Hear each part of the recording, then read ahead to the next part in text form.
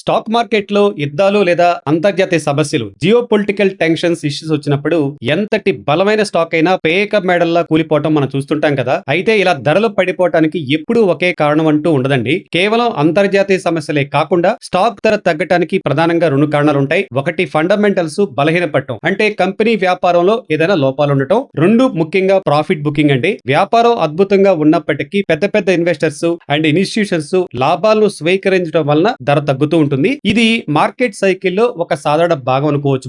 ముఖ్యంగా మనం మాట్లాడుకోవాల్సింది large cap stock అండి. నిజంగా చెప్పాలంటే వీటిని మనం ఒక నిద్రపోతున్న సింహాలుగా పిలవచ్చు. ముఖ్యంగా నిఫ్టీలోని లార్జ్ క్యాప్ కంపెనీలు గమనిస్తే బిజినెస్ పరంగా చాలా స్ట్రాంగ్ గా ఉంటాయి, కానీ కొన్ని నెలల పాటు వాటి ధరలు కన్సల్టేషన్ అండ్ డౌన్ ట్రెండ్ లో ఉండిపోతా ఉంటాయి. కానీ గుర్తుంచుకోవాల్సింది ఏంటి ఫ్రెండ్స్, మార్కెట్ లో ఏ చిన్న పాజిటివ్ న్యూస్ వస్తే పెద్ద ఇన్వెస్టర్స్ ముందు క్యూ కట్టేది ఈ క్వాలిటీ స్టాక్స్ కోసమేనండి. మనం గుర్తుపెట్టుకోవాల్సిన ముఖ్యమైన విషయం ఏంటంటే ఫ్రెండ్స్, షేర్ ధర తన హయ్యర్ లెవెల్స్ నుండి పడిపోయినంత మాత్రాన కంపెనీ చెడ్డదైపోదు. లాంగ్ టర్మ్ గ్రోత్ స్టోరీ మారనంత వరకు ఆ పతనం మనకు ఒక డిస్కౌంట్ సేల్ లాంటిది. ఇటీవల కాలంలో నిఫ్టీలో మంచి బిజినెస్ గ్రోత్ ఉండి కూడా భారీగా కరెక్షన్ అనే కంపెనీలు చాలా ఉన్నాయండి. అంటే వ్యాపారం పరుగులు పెడుతుంది, కానీ షేర్ ధర మాత్రం వివిధ కారణాల చేత వెనబడిపోయి ఉంది. ఈ వీడియోలో మనం అలాంటి 3 beat and down Nifty stocks గురించి పూర్తిగా వివరంగా తెలుసుకునే ప్రయత్నం చేద్దాం. ఇవి ఫ్యూచర్ లో మళ్ళీ పుంజుకునే అవకాశాలు పుష్కలంగా ఉన్నాయండి. మన లిస్ట్ లో ఫస్ట్ కంపెనీ టీసీఎస్. ప్రత్యేకంగా అసలు చెప్పుకోవాల్సిన అవసరం లేదు, పెద్దగా పరిచయం అక్కర్లేని ఇండియన్ బ్రాండెడ్ కంపెనీ అండి. మన భారతదేశంలో అతిపెద్ద ఇన్ఫర్మేషన్ టెక్నాలజీ సర్వీసెస్ కంపెనీ అయిన టాటా గ్రూప్ యొక్క ఫ్లాగ్షిప్ టెక్నాలజీ విభాగం టీసీఎస్ ప్రపంచవ్యాప్తంగా పెద్ద పెద్ద కంపెనీలకు consulting, cloud solutions, data analytics, artificial intelligence సేవలు అందిస్తుందండి. ప్రధానంగా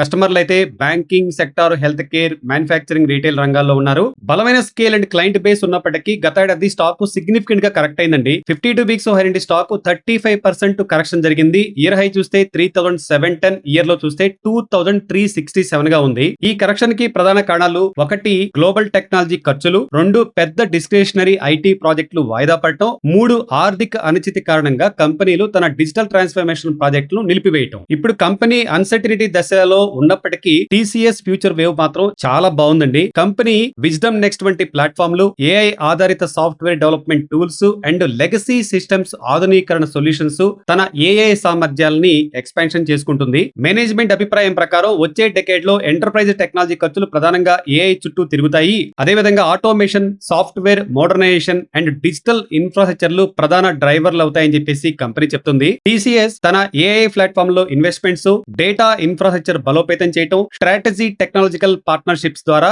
గ్లోబల్ ఏఐ ఆధారిత ఎంటర్ప్రైజెస్ ట్రాన్స్ఫర్మేషన్ లో మార్పులో కీలక స్థానాన్ని ఆక్రమించడానికి అటెంప్ట్ చేస్తుందండి. కరెంట్ మార్కెట్ లో స్టాక్ ధర కాస్త బలహీనంగా ఉన్నప్పటికీ వ్యాపారం భవిష్యత్తు ఏఐ మార్పుకు అనుగుణంగా తనను తాను సిద్ధం చేసుకుంటుంది. డెఫినెట్ గా ఈ స్టాక్ ను మీరు ఆర్డర్ లో పెట్టుకుని కీన్ గా వాచ్ చేస్తా ఉండండి. నెక్స్ట్ మన లిస్ట్ లో ఉన్న కంపెనీ ఇన్ఫోసిస్ అండి. పెద్దగా అసలు ఇంట్రడక్షన్ అవసరం లేదు. భారతదేశంలో అతిపెద్ద ఐటీ సర్వీస్ సంస్థల్లో ఒకటి. ప్రపంచ వ్యాప్తంగా ఉన్న పెద్ద పెద్ద సంస్థలకు consulting, digital transformation, cloud services, engineering solutions ని అందిస్తుంది. ఇన్ఫోసిస్ సంవత్సరాలుగా ప్రపంచ స్థాయి కార్పొరేట్ క్లయింట్లతో డీప్ బిజినెస్ రిలేషన్షిప్ ఏర్పరచుకుంది. ముఖ్యంగా banking, manufacturing, health care, retail వంటి రంగాలలో లెగసీ సిస్టమ్స్ ని ఆధునీకరించడం మరియు కొత్త డిజిటల్ ప్లాట్ఫామ్ ని అమలు చేయడంలో సాయం చేస్తుంది. కానీ టెక్నాలజీ సెక్టార్ లో జరిగిన ఈ కన్సల్టేషన్, ఏఐ కొత్త విషయాలు ఇన్ఫోసిస్ కూడా తప్పించుకోలేకపోతుందండి. 52 వీక్స్ హై నుండి స్టాక్ 27.7% కరెక్షన్ జరిగింది. ఇయర్లీ హై చూస్తే 1728 అండ్ ఇయర్లీ లో చూస్తే 1226 గా ఉంది. కంపెనీలో పెట్టుబడి పెట్టిన ఇన్వెస్టర్స్ ఆందోళన ఉన్నారండి. ఏఐ ట్రెడిషనల్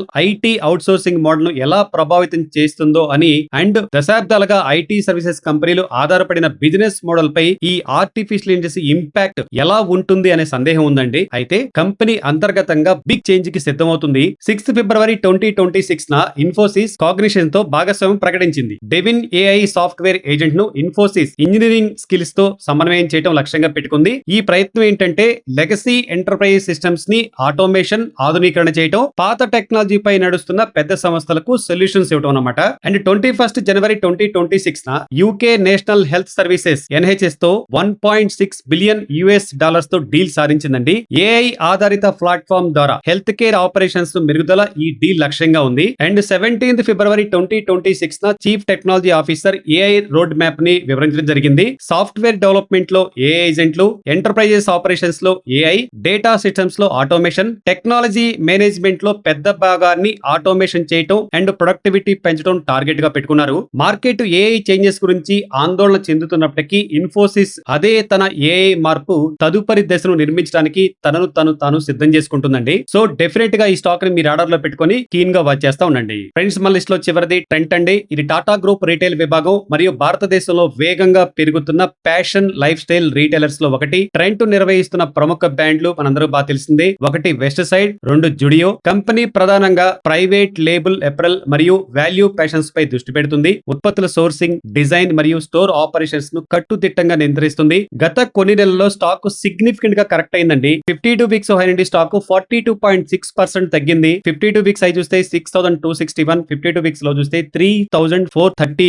దగ్గర ఉందండి. స్టాక్ ఎంతలా పడిపోయినప్పటికీ కంపెనీ తన విస్తరణ వ్యూహాన్ని మాత్రం ఆపలేదండి. జుడియో ఒక గ్రోత్ ఇంజిన్ గా చూస్తున్నారు. జుడియో బ్రాండ్ ద్వారా ఒకటి తక్కువ ధరలకు అందించడం, రెండు వేగవంతమైన మర్చెండైజ్ టర్నోవర్ ని సాధించడం, మూడు టైర్ 2 అండ్ టైర్ 3 నగరాల్లో బలమైన ట్రాక్షన్ చేయడం వంటి లక్ష్యంతో దేశవ్యాప్తంగా కొత్త స్టోర్లను ప్రారంభించే ప్రణాళికలో కంపెనీ దూసుకుపోతుందండి. ఈ స్టోర్ నెట్వర్క్ పెరుగుతున్న కొద్దీ కంపెనీకి కొన్ని ప్రయోజనాలు ఉన్నాయి. సోర్సింగ్ స్కేల్ ప్రయోజనాలు, మెరుగైన లాజిస్టిక్స్ అండ్ ఇన్వెంటరీ మేనేజ్మెంట్ పెరుగుదల వంటి అనేక ప్రయోజనాలు కలుగుతాయండి. ట్రెంట్ వ్యూహంలో ముఖ్యమైన అంశం ఎక్కువ ఉత్పత్తులను ఇంటర్నల్ గా డిజైన్ అండ్ సోర్స్ చేయడం. ఇది కంపెనీకి ప్రైసెస్ పై ఎక్కువ కంట్రోల్ ఉంటుంది, మెరుగైన మార్జిన్స్ సాధించే అవకాశం ఉంటుంది. వేగవంతమైన ప్రోడక్ట్ సైకిల్స్, ఇవన్నీ సాంప్రదాయ రీటైలర్స్ తో పోలిస్తే ఎక్కువ ప్రయోజనం పొందే అవకాశం ఉంది ఈ జుడియోకి. ట్రెంట్ ను ఒక vertical integrated fashion retail platform గా నిర్మిస్తుంది. దీని లక్ష్యం ఏంటంటే అనార్గనైజ్డ్ దుస్తుల మార్కెట్ నుండి ఆర్గనైజ్డ్ రీటైల్ వైపు మారుతున్న ట్రెండ్ ను అందుకోవటం, రెండు వినియోగదారుల ఖర్చు పెరుగుదల మరియు షాపింగ్ అలవాట్లు మార్పు ఈ ట్రెండ్ ను మరింత స్పీడప్ చేస్తున్నాయి. స్టాక్ ధర బలహీనంగా ఉన్నప్పటికీ వేగవంతమైన స్టోర్ విస్తరణ, టైర్ 2-3 నగరాల్లో పెరుగుతున్న డిమాండ్, ప్రైవేట్ లేబుల్ ఆధారిత బలమైన margin model, long term organised retail growth trend వంటి వాటి వల్ల ప్రయోజనం పొందే అవకాశం ఉందండి.